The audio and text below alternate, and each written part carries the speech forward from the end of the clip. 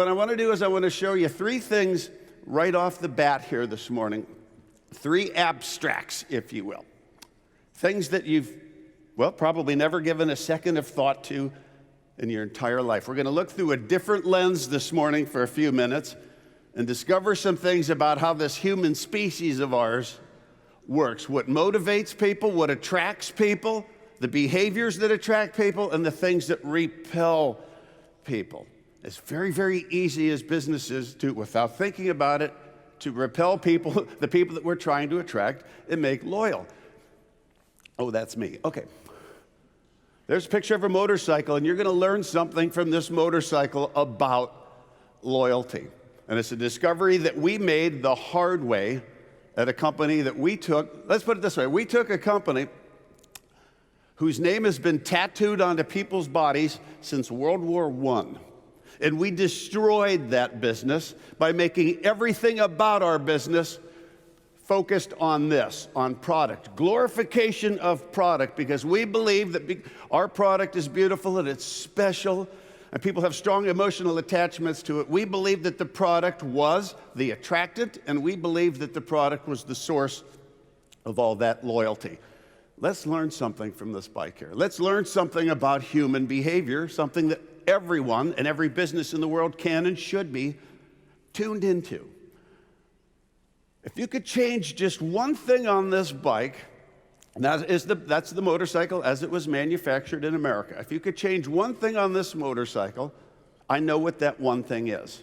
See, everybody that buys a Harley-Davidson motorcycle asks the people working at their dealership to remove those exhaust pipes, those mufflers, and replace them with two that are much louder. You've probably noticed something about people that ride Harleys. We're loud, and we like our motorcycles to be loud.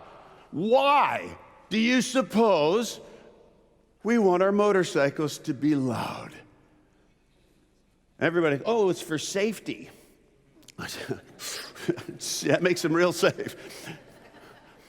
We like our motorcycles to be loud for a very human reason, and a reason that anyone who competes for a living can use and understand to instill a sense of loyalty in people, because this speaks to the essence of loyalty. If somebody on a Harley-Davidson motorcycle is at a red light or at a stop sign, which means we're not moving, what do Harley riders do at red lights and stop signs? We rev the engine. You've probably noticed it. It's probably irritated you a few times in your life. Why are we doing this? Why are we doing this? See, the reason we're doing this is we're talking to you. And what we're saying to you, a 3-year-old could understand. We're saying, look at me. Look at me. What if you don't look? What do you suppose we do?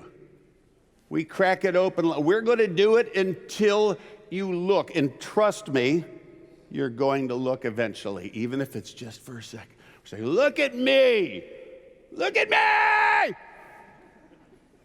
You look back, and for that split second when we see you look back, something magical and wonderful is happening inside us. What do we know about the human species? All human beings, regardless of the color of our skin, the God that we pray to, how much money is in our wallet, all human beings have the same needs. Very, very basic needs. Food, water, shelter, our physiological needs, which are very, very easy for the business world to help us attain and meet.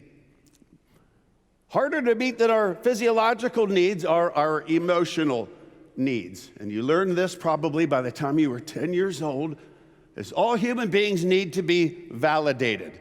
All human beings need boosts to their self-esteem and to their ego. We are an ego-driven species. When you look at us, for a split second, dopamine is released in our brain. The pleasure drug is now being released. We are having a positive human experience. It's called joy.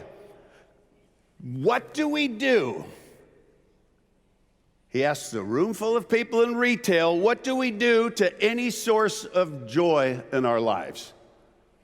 And the answer is we return to it loyally with a capital L until it fails to give us joy, which is why we'll roll up to the next intersection and we're going to do it again. As long as you keep looking and giving us that little blast of happiness and joy, we are going to continue to come back for that. That's what loyalty is. Loyalty is a human thing. Now, what is the first thing that this person just said to you?